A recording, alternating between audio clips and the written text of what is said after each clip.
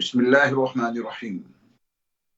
الحمد لله رب العالمين والصلاة والسلام على سيد المرسلين وعلى آله وأصحابه وأزواجه وذرياته وأهل بيته أجمعين، أما بعد. فأعوذ بالله من الشيطان الرجيم. بسم الله الرحمن الرحيم. إن هذا القرآن يهدي للتي هي أقوم. حضرات ناظرین کرام، سامعین اعظام، السلام علیکم ورحمۃ اللہ وبرکاتہ۔ سب سے پہلے اقرا کے تمام ناظرین و سامعین کو ماہ رمضان المبارک بہت بہت مبارک ہو، اور میری دعا ہے کہ اللہ تعالیٰ دنیا کے تمام اہل ایمان کو ماہ رمضان کی برکتوں سے، اس کی رحمتوں سے مالا مال فرمائے، اور اس مبارک مہینے میں اللہ تمام اہل ایمان کی مغفرت فرمائے۔ قرآن حکیم دنیا کے تمام انسانوں کے لیے ایک کتاب ہدایت ہے۔ اللہ تعالیٰ نے دنیا کے تمام انسانوں کی رہبری اور رہنمائی کے لیے اپنا یہ آخری کلام قرآن مجید اپنے آخری نبی حضرت محمد صلی اللہ علیہ وسلم پر آپ کی 23 سالہ پیغمبرانہ زندگی میں نازل فرمایا۔ یہ قرآن مجید دراصل کتاب ہدایت ہے، اور اس کا نام قرآن اسی وجہ سے ہے کہ دنیا کی تمام کتابوں میں سب سے زیادہ اس کو پڑھا جاتا ہے۔ قرآن کا ترجمہ ہے جس کو بہت زیادہ پڑھا جاتا ہے۔ صورتحال یہ ہے کہ دنیا کی تمام کتابوں میں جو سب سے زیادہ پڑھی جانے والی کتاب ہے وہ قرآن مجید ہے۔ تراویح کی نمازوں میں بھی قرآن مجید کی تلاوت پوری دنیا میں، مساجد میں، گھروں میں الحمدللہ ماہ رمضان میں اس کا سلسلہ جاری رہتا ہے۔ اللہ نے اپنے فضل و کرم سے ہمیں اور آپ کو اور تمام عالم اسلام کو اس سال کا ماہ مبارک رمضان عطا فرمایا۔ اللہ ہم سب کو اس کی قدردانی کی توفیق بھی عطا فرمائے، اور اس کے حقوق ادا کرنے کی بھی توفیق بخشے۔ تراویح کی نمازوں میں قرآن کریم کی تلاوت ہوتی ہے، کاش سامعین اس کے مفہوم کو سمجھنے والے ہوتے، لیکن چونکہ اہل عجم کا ایک بڑا طبقہ ہے مسلمانوں کا جو قرآن پڑھ تو لیتا ہے مگر سمجھنے کی استعداد نہیں ہوتی، اسی طرح کچھ لوگ بہت معمولی فہم رکھتے ہیں لیکن قرآن کریم کا درک جیسا ہونا چاہیے ویسا ان کو حاصل نہیں ہوتا۔ تو اس لیے حضرت امام قاسم رشید احمد صاحب حفظہ اللہ کا منصوبہ یہ رہتا ہے کہ اقرا ٹی وی کے حوالے سے اس کے ناظرین کو اور اس کے سامعین کو تراویح کی نمازوں میں جو قرآن کریم پڑھا جاتا ہے اس کا خلاصہ چند آیات کا پیش کیا جائے۔ اس سے پہلے بھی کئی مرتبہ اقرا ٹی وی کے حوالے سے یہ فقیر قرآن مجید کا خلاصہ تراویح کی نمازوں میں جو پڑھا جاتا ہے اس کا خلاصہ پیش کر چکا ہے، اور اس سال بھی الحمدللہ یہ سعادت حاصل ہو رہی ہے۔ اللہ مجھے اس کی توفیق عطا فرمائے اور تمام ناظرین اور سامعین کو سننے، سمجھنے اور اس کے اوپر عمل کرنے کی توفیق بخشے۔ قرآن مجید کی جو 114 صورتیں ہیں ان میں جو سب سے پہلی صورت ہے وہ سورۃ الفاتحہ ہے۔ بنیادی طور پہ اس میں 3 مضامین ہیں۔ 3 مضامین کا جو پہلا حصہ ہے وہ اللہ تعالیٰ کی حمد اور ثنا اور اس کی تعریف اور اس کی صفات کا بیان ہے۔ الحمدللہ رب العالمین، تمام کی تمام تعریفیں اللہ کے لیے ہیں جو تمام جہانوں کو پالنے والا ہے۔ الرحمن الرحیم، جو بڑا مہربان نہایت رحم والا ہے۔ مالک یوم الدین، جو بدلے کے دن کا مالک ہے۔ یعنی اس پہلے حصے میں اللہ تعالیٰ کی حمد، اس کی تعریف اور اس کی صفات کا بیان ہے۔ ایاک نعبد و ایاک نستعین، یہ دوسرا مضمون ہے جس میں اللہ اور اس کے بندوں کے درمیان جو تعلق ہے اس کو اجاگر کیا گیا ہے۔ بندوں سے یہ کہلوایا گیا ہے کہ تم اللہ کی بارگاہ میں اس بات کا اقرار اور اعتراف کرو کہ اے اللہ، ہم آپ ہی کی عبادت کرتے ہیں، آپ کے علاوہ کوئی ہمارا معبود نہیں۔ لا الہ الا اللہ کا ہم اقرار کر چکے ہیں، لہٰذا ہم آپ کے سوا کسی کی عبادت کر ہی نہیں سکتے، آپ ہی اکیلے ہمارے معبود ہیں، ہماری تمام عبادتیں آپ ہی کے لیے مختص ہیں۔ التحیات للہ والصلوات والطیبات، تمام قولی عبادتیں، تمام فعلی عبادتیں، تمام مالی عبادتیں، یہ سب کی سب اللہ ہی کے لیے ہیں۔ عبادت کے عنوان سے کیا جانے والا کوئی بھی عمل غیر اللہ کے لیے، اللہ کے علاوہ کے لیے کرنا جائز ہی نہیں۔ قل ان صلاتی و نسکی و محیای و مماتی للہ رب العالمین۔ تو ایک اسلام کے ماننے والے کے لیے لازم اور ضروری ہے کہ وہ معبود واحد کی عبادت کرے، اللہ کے سوا کوئی عبادت کے نہ لائق ہے اور نہ کسی کی عبادت کی جا سکتی ہے۔ اس لیے اس آیت میں اللہ تعالیٰ نے اپنے بندوں سے اس بات کا اقرار اور اعتراف کرایا کہ ایاک نعبد، ہم آپ ہی کی عبادت کرتے ہیں، و ایاک نستعین، اور ہم آپ ہی سے مدد چاہتے ہیں۔ حقیقت یہ ہے کہ دنیا کا کوئی انسان کسی انسان کی مدد کر ہی نہیں سکتا۔ کائنات کا ہر فرد اور کائنات کی ہر شے اللہ ہی کی تو محتاج ہے۔ اللہ الصمد، اللہ بے نیاز ہے۔ لفظ الصمد کا ایک مفہوم تو بڑا عام ہے کہ اللہ بے نیاز ہے، اسی کے مفہوم میں یہ بات بھی شامل ہے کہ سب اس کے محتاج ہیں۔ اللہ سب سے بے نیاز ہے اور کائنات کا ہر ذرہ، کائنات کی ہر شے اللہ کی محتاج ہے۔ تو ہم اس بات کا اقرار اور اعتراف کرتے ہیں، وَإِيَّاكَ نَسْتَعِينُ، اے اللہ ہم آپ ہی سے مدد چاہتے ہیں۔ ہم مدد کے عنوان سے کسی کے سامنے ہاتھ نہیں پھیلاتے، کیونکہ ہمیں اس کا یقین ہے کہ آپ کے سوا کوئی ہماری مدد کر ہی نہیں سکتا۔ تو ہم آپ ہی کی عبادت کرتے ہیں اور آپ ہی سے مدد چاہتے ہیں۔ یہ دوسرا مضمون تھا۔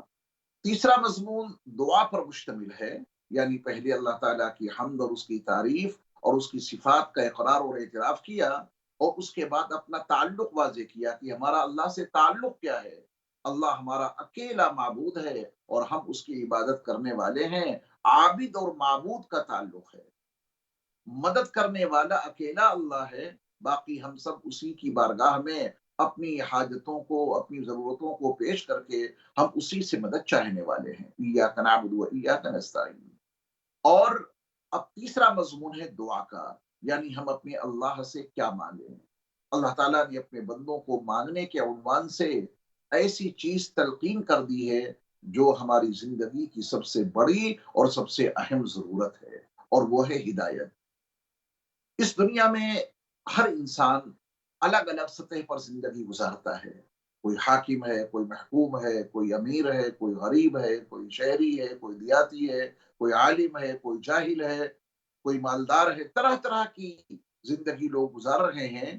اپنی دنیا کی اس زندگی میں سب سے پہلی اور سب سے اہم جو ہماری ضرورت ہے، اس سے بڑی کوئی ضرورت نہیں ہے، وہ ہے ہدایت۔ یعنی جس انسان کو ہدایت مل گئی، بس سمجھیے اسے سب کچھ مل گیا، اور جس کو ہدایت نہ مل سکی، بس سمجھیے اسے کچھ بھی تو نہیں ملا۔ یہ عالی شان محلات، یہ اعلیٰ درجے کے بنگلے، اور یہ دنیا کی تمام ریاستیں اور حکومتیں، اگر ہدایت ہے تو سب کچھ ہے، صحیح ہے، اور اگر انسان کو ہدایت نہ مل سکی تو سمجھیے اس کے پاس کچھ بھی نہیں ہے۔ تو ہماری زندگی کی جو سب سے اہم اور سب سے اشد ضرورت تھی، اللہ تعالیٰ نے ہمیں اور آپ کو حکم دیا ہے کہ ہم اپنے اللہ سے وہی سب سے ضروری چیز طلب کریں، اور وہ ہے ہدایت۔ اہدنا الصراط المستقیم، ہم اپنے اللہ سے دعا کریں، اہدنا الصراط المستقیم، اے اللہ ہمیں سیدھے راستے پر چلائیے، اے اللہ ہمیں صراط مستقیم کی ہدایت عطا فرمائیے۔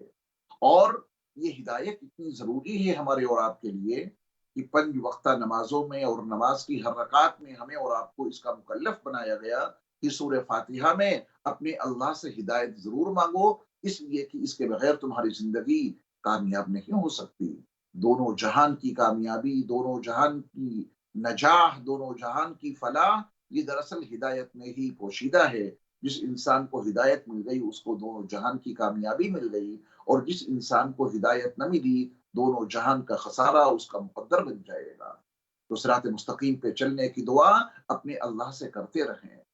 صراط الذین انعمت علیہم، اللہ تعالیٰ نے صراط مستقیم کی وضاحت فرمائی کہ ان لوگوں کے راستے پر جن پر اے اللہ آپ نے انعام فرمایا ہے۔ اللہ تعالیٰ کا خصوصی انعام اللہ کے جن بندوں پر ہوا ہے، ان لوگوں کے راستے پر چلنے کی تمنا، ان لوگوں کے راستے پر چلنے کی دعا اپنے اللہ سے کرتے رہنا چاہیے۔ کون ہیں وہ لوگ جن پر اللہ کا انعام ہوا؟ اس کو قرآن مقدس میں دوسرے مقام پہ اللہ تعالیٰ نے اس طرح بیان فرمایا ہے: اولئک الذین انعم اللہ علیہم من النبیین والصدیقین والشہداء والصالحین وحسن اولئک رفیقا۔ اللہ تعالیٰ نے اس آیت میں منعم علیہم، یعنی جن پر اللہ نے انعام فرمایا، ان کی وضاحت کر دی۔ کون ہیں وہ لوگ جن پر اللہ کا انعام ہوا؟ ورنہ دنیا دار اپنے بارے میں اس بات کا دعویٰ کر سکتے تھے کہ اللہ کا انعام تو ہمارے اوپر ہوا۔ قارون اس بات کا مدعی بن سکتا تھا کہ میرے پاس دولت کے خزانے اتنے ہیں تو اللہ کا انعام مجھ پر ہوا۔ قارون اس بات کا مدعی بن سکتا تھا کہ حکومت اور اقتدار میرے قبضے میں ہے اس لیے مجھ پر انعام ہوا۔ کوئی اور کسی عنوان سے اس بات کا مدعی بن سکتا تھا کہ یہ دنیا کے اتنے خزانے اور یہ اقتدار اور یہ حکومت اور یہ تمام طرح کی نعمتیں ہمارے پاس ہیں اس لیے ہم پر اللہ کا انعام ہوا۔ اللہ تعالیٰ نے منعم علیہم کی فہرست اپنے کلام میں واضح کر دی۔ کون ہیں وہ لوگ جن پر اللہ کا انعام ہوا؟ اللہ کا ارشاد ہے وہ ہے انبیاء کرام علیہم السلام۔ اولئک الذین انعم اللہ علیہم من النبیین، یہ انبیاء کرام علیہم السلام ہیں جن پر اللہ کا انعام ہوا۔ یہ انسانوں کے زمرے میں سب سے اعلیٰ درجے کا طبقہ ہے، اس سے بڑا کوئی مقام اور منصب نہیں جو اللہ تعالیٰ نے اپنے نبیوں اور رسولوں کو عطا کیا تو اللہ نے ان پر انعام کیا۔ یعنی منعم علیہم کی فہرست میں سب سے مقدم ہیں انبیاء کرام علیہم السلام۔ والصدیقین، یہ دوسرے زمرے کے لوگ ہیں۔ صدیقین، اللہ کا ان کے اوپر انعام ہوا۔ والشہداء، جو اللہ کے راستے میں شہید ہونے والے ہیں، جنہوں نے اعلاء کلمت اللہ کے لیے اپنی جانوں کو قربان کیا ہے، اللہ نے ان پر بھی انعام فرمایا ہے۔ اور وہ صالحین، جو نیک لوگ ہیں، اللہ تعالیٰ نے ان کے اوپر بھی اپنا انعام فرمایا۔ یہ اللہ کے منعم علیہم لوگ ہیں جن کے اوپر اللہ کی طرف سے انعامات کی بارش ہوتی رہی۔ اگر آپ اس ترتیب پر غور فرمائیں، ظاہر بات ہے کہ انبیاء کا سلسلہ نبی آخر الزماں حضرت محمد صلی اللہ علیہ وسلم پر ہمیشہ کے لیے ختم ہوا۔ اب تو کوئی نبی پیدا نہیں ہوگا، اب کوئی نیا نبی مبعوث نہیں ہوگا، تو اللہ کا انعام انبیاء پر ہوا اور انبیاء کا وہ سلسلہ ہمیشہ کے لیے نبی آخر الزماں حضرت محمد صلی اللہ علیہ وسلم پر ختم ہو گیا۔ صدیقین، یہ اس میں مفسرین کے ایک قول کے مطابق اس سے مراد صحابہ کرام رضوان اللہ تعالی علیہم اجمعین ہیں۔ تو ظاہر بات ہے کہ صحابہ بھی نبی کریم صلی اللہ علیہ وسلم کی صحبت سے جنہوں نے فائدہ اٹھایا، ایمان کی حالت میں جن کو نبی علیہ الصلوۃ والسلام کی زیارت حاصل ہوئی اور ایمان پر ہی ان کا خاتمہ ہوا، ان کا بھی ایک دور تھا اور وہ بھی دنیا سے چلے گئے۔ پھر والشہداء، اللہ کی راہ میں اپنی جانوں کو قربان کرنے والے۔ ظاہر بات ہے کہ دنیا کا ہر انسان تو اللہ کے راستے میں شہید نہیں ہوتا ہے، اور ضروری نہیں کہ ہر انسان کے سامنے شہید کی کوئی زندگی واضح طور پر موجود ہو، لیکن جو چوتھا لفظ ہے اس کے اوپر آپ توجہ فرمائیں، والصالحین، یہ صالحین ہر دور میں موجود رہیں گے، قیامت تک موجود رہیں گے انشاءاللہ۔ انبیاء کرام علیہ السلام کا ایک دور تھا، نبی آخر الزماں صلی اللہ علیہ وسلم پر اس دور کا خاتمہ ہو گیا۔ صحابہ کا ایک دور تھا، ان کا بھی خاتمہ ہو گیا۔ پھر شہداء ہر جگہ موجود نہیں ہوتے ہیں، لیکن صالحین ہر دور میں موجود رہے ہیں، ہر دور میں موجود رہیں گے انشاءاللہ العزیز۔ والشہداء والصالحین، تو یہ ہے منعم علیہم جن کے اوپر اللہ تعالیٰ نے انعام فرمایا۔ لہذا ہم اور آپ صالحین کے طریقے کو اپنا کر صالحین کے طریقے پر چلنے کی کوشش کرتے رہیں۔ صالحین کا جو طریقہ ہمارے اور آپ کے سامنے اجاگر ہے، اس کے راستے پہ، ان کے راستے پہ چلنے کی ہم پوری کوشش کریں۔ انبیاء کرام علیہم السلام اور دیگر انعام علیہم کا تذکرہ میں نے قرآن کی اس آیت کے حوالے سے کیا۔ غیر المغضوب علیہم ولا الضالین، ایک ہے جلب منفعت یعنی نفع کو حاصل کرنا، اور دوسرے ہے دفع مضرت یعنی اپنے سے نقصان کو دور کرنا۔ تو جلب منفعت تو یہ ہے کہ ہم ان لوگوں کے راستے پر چلنے کی کوشش کریں اور اپنے اللہ سے دعا کریں کہ اے اللہ ہمیں ان لوگوں کے راستے پر چلا جن پر تو نے انعام کیا ہے، اور غیر المغضوب علیہم ولا الضالین۔ उन लोगों के रास्ते पर नहीं जिन पर आपका गज़ब नाज़िल हुआ। जिनके ऊपर अल्लाह का गज़ब नाज़िल हुआ, उनके रास्ते से हटना है, बचना है और अपने अल्लाह से दुआ भी करनी है कि ए अल्लाह हमें उन लोगों के रास्ते से महफूज़ फरमाइए कि जिनके ऊपर आपका गज़ब नाज़िल हुआ। इसी तरह जो गुमराह हो गए, गुम गश्ते राह हो गए, सिरात मुस्तकीम से जो भटक गए, ऐ अल्लाह उनके रास्ते से भी हमारी हिफाजत फरमाइए। हम उनके रास्ते पर चलना नहीं चाहते, हम तो उनकी राह पे चलना चाहते हैं जिन पर आपका इनाम हुआ, ताकि हमें भी आपका इनाम हासिल हो सके। और उनके रास्ते पे हमें न चलाइएगा कि जिनके ऊपर आपका गज़ब नाज़िल हुआ, वरना हम भी गज़ब के मुस्तहिक़ हो जाएँगे। और ऐ हमारे प्यारे अल्लाह, हमें उन लोगों के रास्ते पर भी न चलाइएगा जो रास्ते से भटक गए, गुमराह हो गए, गुम गश्ते राह हो गए, वरना हम भी गुमराह हो जाएँगे। और यकीनन जिन पर अल्लाह का गज़ब नाज़िल हुआ, जो गुम गश्ते राह हो गए, उन पर अल्लाह का इनाम नहीं हो सकता। ऐ अल्लाह हमें अपने उन बंदों के रास्ते पर चलाइए जिन पर आपका इनाम हुआ, और वो अंबिया इकराम अलैहिस्सलातु वस्सलाम, वो सिद्दीकीन और शुहदा और सालिहीन हैं। अल्लाह हम सबको सिरात मुस्तकीम पर पूरी ज़िंदगी गामज़न रहने की तौफ़ीक़ अता फ़रमाए। कुरान मजीद की 114 सूरतों में से तरतीब के लिहाज से ये पहली सूरत सूरतुल फातिहा है, जिसमें 7 आयतें हैं, जिसके ताल्लुक से चंद ज़रूरी मालूमात आपकी खिदमत में पेश की गई हैं। तरतीब के लिहाज से सूरतुल बकरा ये सूरत नंबर 2 है और इसमें 286 आयात हैं। अल्लाह ताला ने सूरतुल बकरा का आगाज़ अलिफ लाम मीम ये हरूफ मुक़त्तआत में से आयत है। अलिफ लाम मीम इसका तर्जमा, इसका मफ़हूम, इसके मानी अल्लाह और उसके रसूल के अलावा कोई नहीं जानता। अल्लाह उसके रसूल को ही इसका इल्म है। अल्लाह ने इंसानों को इस बात का इकरार और एतराफ़ कराया है कि तुम अपने अल्लाह के सामने अपने लाइल्म होने का इकरार और एतराफ़ करो, अपने कम इल्म होने का इकरार और एतराफ़ करो और अल्लाह की किताब को इस एहसास के साथ में पढ़ो कि तुम कुछ नहीं जानते, इल्म तो अल्लाह के पास है। लिहाजा अपने आप को लाइल्म करार देकर इस किताब का जब मुताला करोगे, तो इस किताब की हिदायत और इस किताब के उलूम मारिफ तुम्हें ज़रूर हासिल होंगे। ज़ालिकल किताबु ला रैब फीह। अल्लाह ताला ने अपनी इस किताब का तारुफ जो कराया है, यानी इस किताब को किस एहसास और किस जज्बे के साथ हमें और आपको पढ़ना है, किस यकीन के साथ इस किताब का मुताला करना है। सबसे पहले अल्लाह ताला ने अपनी किताब का तारुफ कराया, उसमें ये फरमाया कि ला रैब फीह, ये वो किताब है जिसमें शक और शुबा करने की कोई गुंजाइश नहीं। इसके अल्फाज, इसके मज़ामीन, इसके अनावीन, इसके मफ़ाहीम इस कदर जामे हैं और इस कदर हकीकत पर मबनी है कि कुरान का कोई बयान खारजी हकाइक से कभी टकरा नहीं सकता और खारिज की कोई हकीकत कुरान के बयान से मुतसादिम नहीं हो सकती। और उसकी वजह इसके सिवा कुछ नहीं, पूरी कायनात जिसने पैदा किया है वही इस कुरान को नाजिल करने वाला है, और जिसने इस कुरान को नाजिल किया है वही पूरी कायनात को पैदा करने वाला है।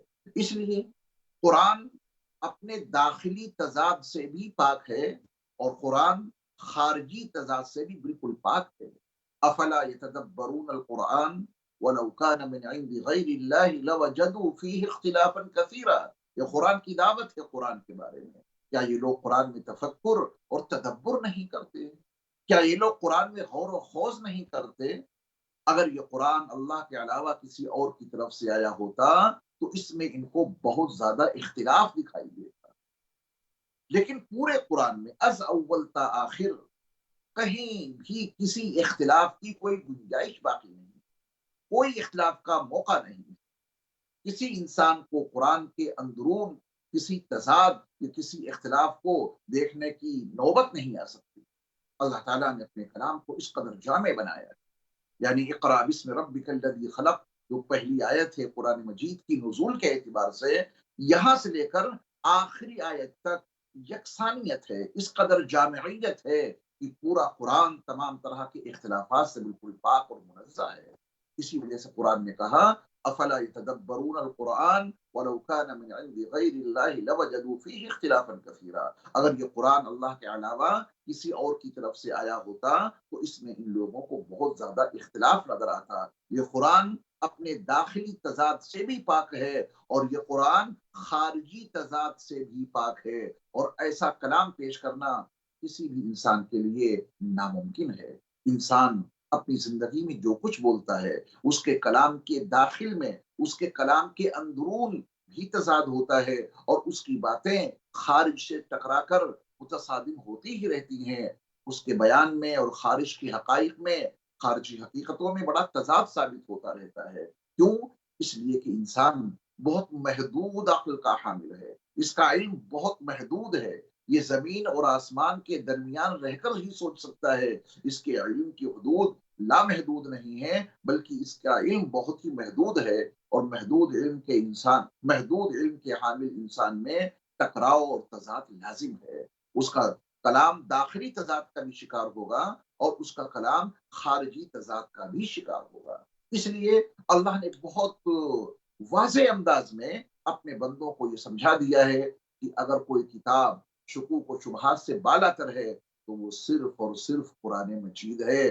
قرآن مجید کا مطالعہ کریں اس یقین کے ساتھ کہ صرف یہ وہ کتاب ہے، صرف یہ وہ واحد کتاب ہے جو لا ریب فیہ ہے، جو شک اور شبہ سے بالا تر ہے۔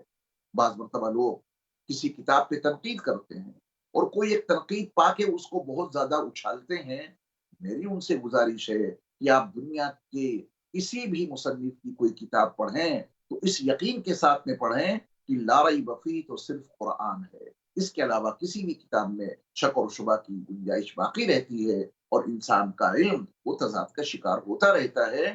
تمام کتابوں میں واحد کتاب یہ قرآن مجید ہے جو شکوک و شبہات سے بالا تر ہے۔ اس پر میں نے وضاحت اس لیے ضروری سمجھی تاکہ قرآن کے پڑھنے اور اس کے مطالعہ کرنے کا بنیادی ادب معلوم ہو جائے۔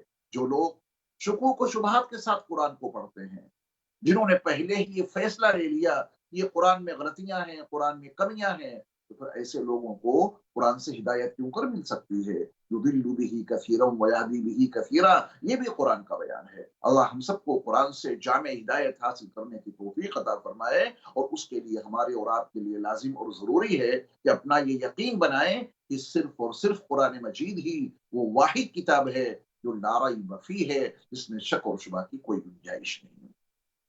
ہدی للمتقین، یہ کتاب قرآن مجید متقیوں کے لیے ہدایت کا ذریعہ ہے۔ قرآن مجید کی ایک صفت اللہ نے ہدی للناس بھی بیان فرمائی۔ یہ قرآن دنیا کے تمام انسانوں کے لیے ہدایت کا ذریعہ ہے۔ آپ نبی کریم صلی اللہ علیہ وسلم کے اولین مخاطبین کا تجزیہ کیجئے، جائزہ لیجئے۔ سب کفر سے نکل کر اسلام میں شامل ہوئے، شرک سے نکل کر اسلام کو قبول کرنے والے ہیں۔ ہدی للمتقین اور ہدی للناس، ان دونوں صفات کو سامنے رکھتے ہیں۔ جو لوگ قرآن سے ہدایت حاصل کرنا چاہتے ہیں، وہ کسی بھی خطے سے تعلق رکھتے ہوں، ان کا عقیدہ کوئی بھی ہو، یہ قرآن ان کی رہبری اور رہنمائی ضرور کرے گا۔ یہ ہدی للناس بھی ہے اور ہدی للمتقین بھی ہے۔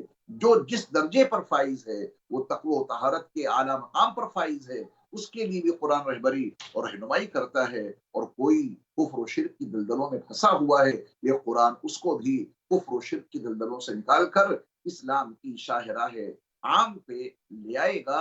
تو ہدی للناس اور ہدی للمتقین، یہ دونوں صفات اللہ تعالیٰ نے قرآن مجید کی بیان فرمائی ہیں۔ کون ہے متقی لوگ؟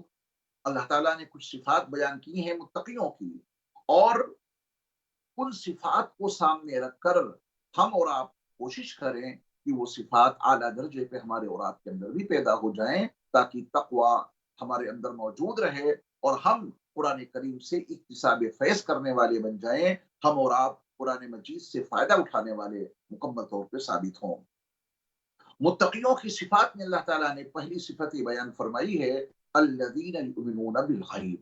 متقی وہ لوگ ہیں جو غیب پر ایمان رکھتے ہیں، وہ چیزیں جو ہمارے احساس سے ما وراء الورا ہیں، جو ہمارے ادراک سے بہت اوپر ہیں۔ ہمارے شعور اور ہمارے احساس اور ہمارے تخیل کی پرواز وہاں تک نہیں ہو سکتی۔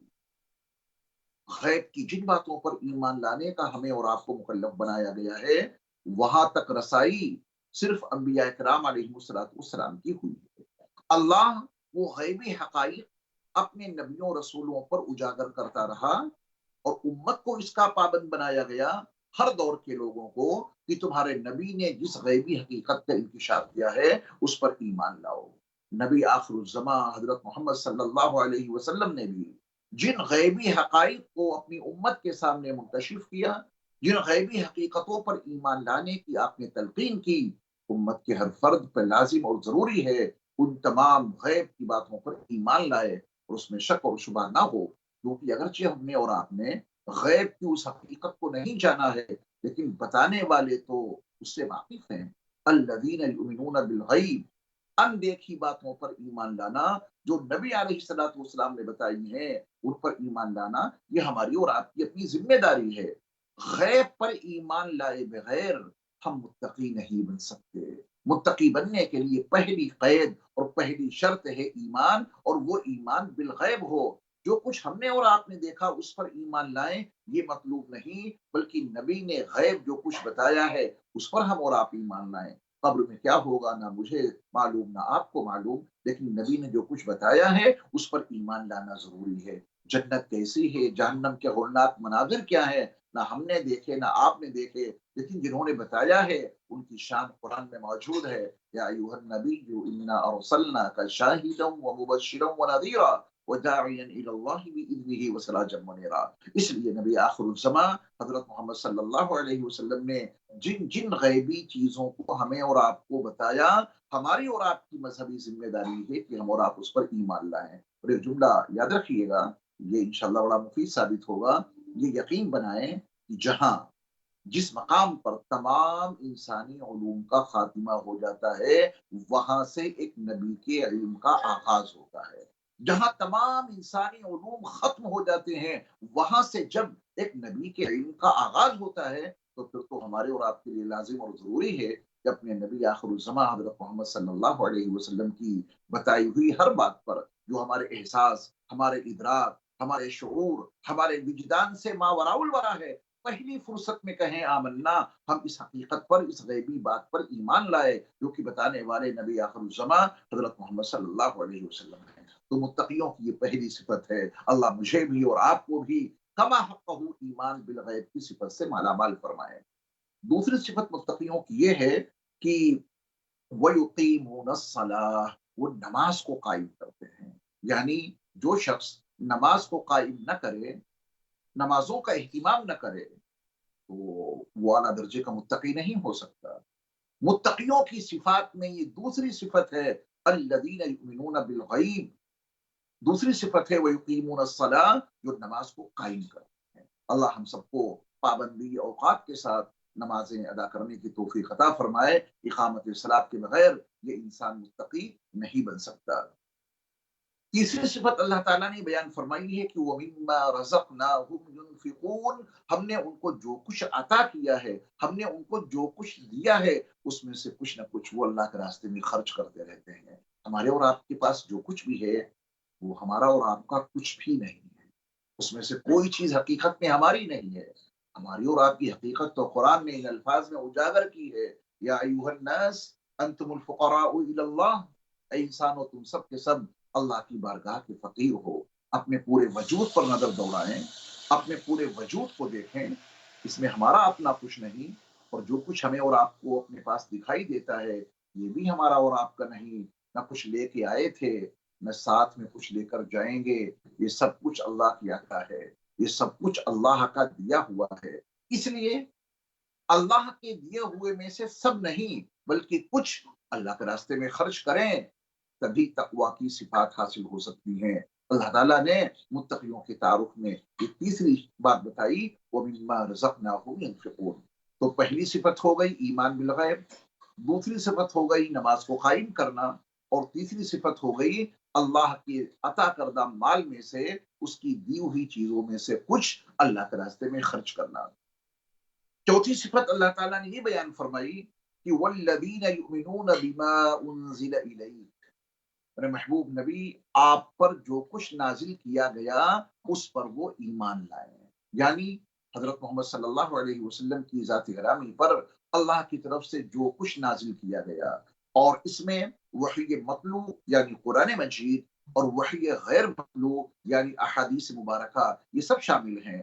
जिस तरह वही मतलू मिन जानिबिल्लाह है कुरान की शक्ल में, इसी तरह वही गैर मतलू भी मिन जानिबिल्लाह है, वो कुरान की तफसीर और कुरान की तशरीह अहादीस की शक्ल में है। इसलिए नबी सल्लल्लाहु अलैहि वसल्लम पर जो कुछ भी नाजिल हुआ उस पर भी ईमान लाना, ये मुत्तकी बनने के लिए लाजिम और जरूरी है। कोई आदमी नबी सल्लल्लाहु अलैहि वसल्लम पर नाजिल शुदा पैगाम के किसी हिस्से का मुनकिर हो और फिर उसका ये दावा हो कि मैं मुत्तकी हूँ, ये मुमकिन नहीं। एक इंसान के मुत्तकी होने के लिए कुरान करीम से इक्तिसाब फैज़ के लिए लाजिम और ज़रूरी है कि वो उस पर ईमान लाए जो नबी सल्लल्लाहु अलैहि वसल्लम पर नाजिल किया गया। उसके बाद अल्लाह ताला ने पांचवी सिफत जो बयान की है वो ये है, वमा उनज़िला मिन क़ब्लिक, नबी सल्लल्लाहु अलैहि वसल्लम से पहले नबियों रसूलों पर जो कुछ नाजिल किया गया। आप अलैहिस्सलातु वस्सलाम की तशरीफ आवरी से पहले अंबिया इकराम रसूल इज़ाम जो दुनिया में तशरीफ लाए, उन पर जो कुछ भी नाजिल किया गया उस पर भी ईमान लाते हैं। यानी कुरान करीम से इक्तिसाब फैज़ करने के लिए, कुरान करीम से फ़ायदा हासिल करने के लिए, कुरान करीम से हिदायत पाने के लिए ये लाज़िम और ज़रूरी है कि माक़बल के नबियों रसूलों पर जो कुछ भी नाजिल हुआ उसको भी तस्लीम करे और उस पर भी ईमान लाए। उसके बाद अल्लाह ताला ने जो छठी और आखिरी सिफत बयान की है वो ये है, वबिल आखिरति हुम यूकिनून, वो आखिरत पर यकीन रखते हैं। आखिरत पर यकीन ये लाजिम और जरूरी है। जो इंसान कुरान करीम से इत्तिसाब फैज़ करना चाहे, कुरान करीम से हिदायत हासिल करना चाहे, उसके लिए लाजिम और जरूरी है कि वो आखिरत पर भी कमा हक़्क़हू यकीन रखे। वो दिन आएगा, जरूर आएगा, वो दिन जरूर बर्पा होकर रहेगा जिसमें दुनिया के तमाम इंसानों के अमाल का हिसाब और किताब होगा, फिर जन्नत और जहन्नम के फैसले होंगे। ये आखिरत पर यकीन रखना एक इंसान के मुत्तकी होने के लिए लाजिम और जरूरी है, जिसमें ये सिफात पैदा हो जाएं, ईमान बिल गैब, नमाज को कायम करना, अल्लाह के रास्ते में कुछ न कुछ खर्च करना, नबी सल्लल्लाहु अलैहि वसल्लम पर जो कुछ नाजिल हुआ उस पर ईमान लाना, आप अलैहिस्सलातु वस्सलाम की तशरीफ आवरी से पहले जो अंबिया इकराम अलैहिस्सलातु वस्सलाम और रसूल इज़ाम दुनिया में तशरीफ लाए, उन पर जो कुछ नाजिल हुआ उस पर भी ईमान लाना और आखिरत पर यकीन रखना। ये सिफात जिनके अंदर पैदा हो जाएं, उनके लिए अल्लाह ताला की तरफ से ये खुशखबरी है, उनके लिए अल्लाह की तरफ से ये बिशारत है, उलाइका अला हुदम मिर रब्बिहिम व उलाइका हुमुल मुफ्लिहून। यही है वो लोग जो अपने रब की तरफ से हिदायत पर हैं। अल्लाह अकबर! क्या अजीम शान है इनकी। अल्लाह ने इनको क्या अजीम मुजदा सुनाया। अल्लाह ने इन सिफात के हामिल लोगों को क्या अजीम खुशखबरी सुनाई। उलाइका अला हुदम मिर रब्बिहिम, यही हैं वो लोग जो अपने रब की जानिब से हिदायत पर हैं। अल्लाह इन सिफात के साथ हम सबको और पूरी दुनिया के अहले ईमान को माला माल फरमाए, ताकि उनको भी अपने रब की तरफ से हिदायत पर रहने का मौका मिले, अपने रब की तरफ से हिदायत पे गामजन रहने की खुशखबरी उनको भी मिल सके। और यकीन जानिए, जिसे अल्लाह कह दें कि मेरा ये बंदा हिदायत पर है, उसके हिदायत पाने में, उसके हिदायत याफ्ता होने में क्या शक किया जा सकता है। यकीनन वो हिदायत याफ्ता है, यकीनन वो सिरात मुस्तकीम पर गामजन है, जिसको हमारे अल्लाह बता दें, उलाइका अला हुदम मिर रब्बिहिम, यही तो है वो लोग जो अपने रब की तरफ से हिदायत पर हैं। वैसे तो दुनिया का हर इंसान दावा करता है कि मैं हिदायत याफ्ता हूँ, जमातें दावा करती हैं, तंजीमें दावा करती हैं, लोग गिरोह बनाते हैं और उन गिरोहों के बारे में दावा करते हैं कि बस हम हिदायत याफ्ता हैं। लेकिन जब आप उन तंजीमों का, उन जमातों का और उन गिरोहों का जायजा लेंगे तो मालूम ये होगा कि ईमान बिल गैब ही उनके पास नहीं है, नमाजों से दूर का वास्ता ही नहीं है उनका। जो कुछ खजाने लिए बैठे हैं गरीबों, यतीमों, मिस्कीनों, मोहताजों, बेवाओं, बेसहारा लोगों के लिए, उसमें से वो कुछ भी खर्च नहीं करते, गरीबों का खून चूसते हैं। वो तसव्वुर किए बैठे हैं कि अब हिदायत पर हैं। नबी अलैहिस्सलाम पर जो कुछ नाजिल हुआ, कुरान में या हदीस में एतराज करते हैं। अब उसमें कोई ना कोई शिक़े निकालते हैं, बहस करते हैं, हक़ाइक़ का इनकार करते हैं और दावा ये है कि हम हिदायत के ऊपर हैं। माक़बल के नबियों रसूलों पर जो सहीफ़े, जो किताबें नाज़िल हुई, इजमाली तौर पर उन पर ईमान भी नहीं लाते। آخرت کے بارے میں شکوک و شبہات کے شکار ہیں اور دعویٰ یہ ہے کہ ہم ہدایت یافتہ ہیں. نہیں، ہرگز نہیں. یہ لوگ ہدایت یافتہ نہیں ہو سکتے. ہدایت یافتہ تو وہی ہو سکتے ہیں جن کے لیے ہمارے اللہ کا فرمان ہے اولئک علی ھدی من ربہم. یہی ہیں وہ لوگ کہ جو اپنے رب کی طرف سے ہدایت پر ہیں. اور یہ کون لوگ ہیں؟ جن میں یہ صفات پیدا ہو جائیں. ایمان بالغیب کی صفت جن کے اندر موجود ہو، نمازوں کے قائم کرنے کی صفت جن میں موجود ہو، اللہ کے راستے میں کچھ نہ کچھ خرچ کرنے کی صفت جن میں موجود ہو، نبی صلی اللہ علیہ وسلم پر جو کچھ نازل ہوا اس پر ایمان لانے کی صفت ان میں موجود ہو، اور نبی آخر الزماں حضرت محمد صلی اللہ علیہ وسلم سے قبل انبیاء اور رسول پہ جو کچھ نازل ہوا اس پر بھی ایمان لانے کی صفت ان میں موجود ہو، اور آخرت پہ کامل اور مکمل اور پختہ یقین ہو. یہ صفات ہیں تو ہدایت پر ہیں.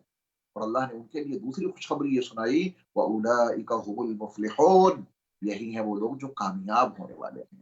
فلاح و نجاح جن کا مقدر بن چکا ہے، کامیابی کامرانی جن کے قدموں میں موجود ہے. وَأُولَئِكَ هُمُ الْمُفْلِحُونَ. اور یہی ہیں وہ لوگ جو کامیاب ہونے والے ہیں. اللہ تعالی ہم سب کو صراط مستقیم پر گامزن رہنے کی توفیق عطا فرمائے اور کامیابوں کے زمرے میں ہمیں اور آپ کو شامل فرمائے. قرآن مقدس کی اس صورت میں یعنی سورۃ البقرہ کے ابتدائی 2 رکوع میں اللہ تعالیٰ نے دنیا کے تمام انسانوں کو فکر و عمل، نظریات اور اعمال و عقائد کے لحاظ سے 3 طبقوں میں تقسیم کیا ہے. ایک طبقہ آپ نے ابھی سماعت کیا، یہ وہ طبقہ ہے جس کے لیے اللہ کا فرمان ہے اولئک علی ھدی من ربہم واولئک هم المفلحون. یہ وہ طبقہ ہے جو اپنے رب کی طرف سے ہدایت پر ہے، اور یہ وہ طبقہ ہے جو کامیاب ہونے والا ہے. انسانوں کا دوسرا طبقہ وہ ہے جس کے پاس یہ صفات نہیں ہے. الذین یؤمنون بالغیب سے وہ بالکل خالی اور عاری ہے. کفر اور شرک اس کا اپنا شیوا ہے. تو اللہ تعالیٰ نے اس طبقے کے لیے فرمایا وَلَهُمْ عَذَابٌ عَظِيمٌ. یہ وہ طبقہ ہے کہ جس کے لیے بڑا عذاب ہے.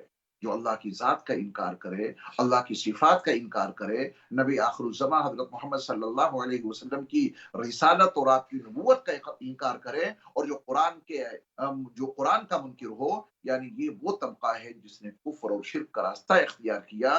نبی کی واضح تعلیمات اس کے پاس آئیں لیکن ٹھکرا دیا اور یہ کہنا شروع کر دیا کہ چاہے آپ ہمیں نصیحت کریں یا نہ کریں، آپ کی نصیحت کا کوئی اثر ہمارے اوپر نہیں ہو سکتا.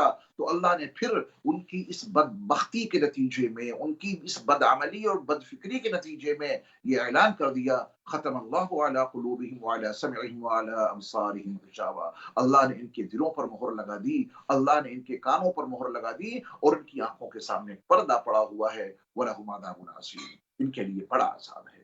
تیسرا طبقہ وہ ہے کہ جو بظاہر اپنے آپ کو مومن بتاتا ہے لیکن اس کا دل منکر ہے.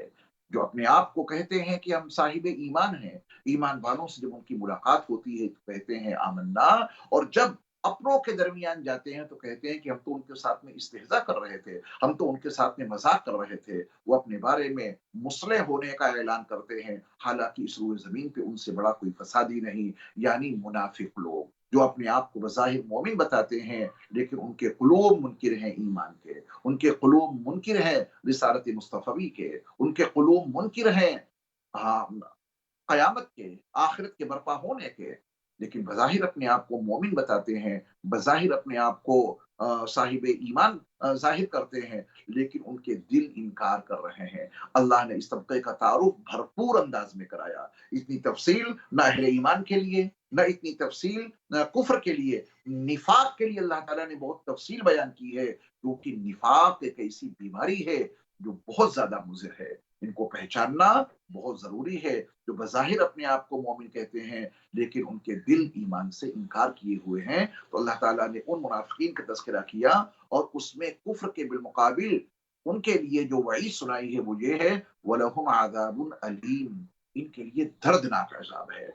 3 طبقے، عقائد، نظریات اور عمل کے لحاظ سے ان 2 رکوع میں ان 3 طبقوں کا بیان ہے. دنیا کے تمام انسانوں کو ہمارے اللہ نے فکر و نظر، عقید و عمل کے لحاظ سے ان 3 طبقوں میں تقسیم کر دیا ہے. ایک طبقہ ہے اولئک علی ھدی من ربہم واولئک هم المفلحون. اللہ ہم سب کو اسی زمرے میں داخل و شامل رکھے. دوسرا طبقہ ہے وَلَهُمْ عَذَابٌ عَظِيمٌ. ان کے لیے بڑا عذاب ہے. اور تیسرا طبقہ ہے وَلَهُمْ عَذَابٌ أَلِيمٌ. ان کے لیے دردناک عذاب ہے. बहुत तकलीफ दह अजाब है, बहुत रुसवाई वाला अजाब है। अल्लाह ताला हम सबको और दुनिया के तमाम इंसानों को इस पहले ज़ुमरे में दाखिल और शामिल फरमाए। इस पहले ज़ुमरे में दाखिल और शामिल होने के लिए हमारे लिए लाज़िम और ज़रूरी है कि उन सिफ़ात को अपने अंदर पैदा करें।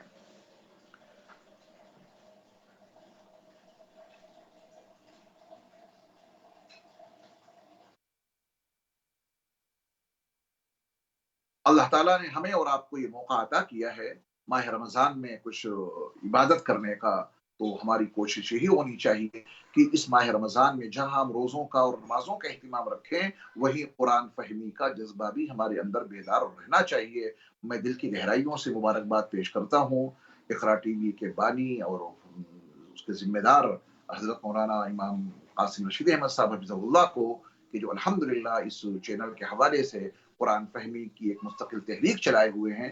अल्लाह हज़रत की खिदमत को कबूल फ़रमाए और इक़रा टीवी के तमाम नाज़रीन और सामईन को कुरान फ़हमी की तौफ़ीक़ अता फ़रमाए। इंशाअल्लाहुल अज़ीज़ हम आपकी खिदमत में इस तरह का मुख्तसर सा प्रोग्राम लेके फिर हाज़िर होंगे। तब तक के लिए इजाज़त। अस्सलामु अलैकुम व रहमतुल्लाहि व बरकातहू।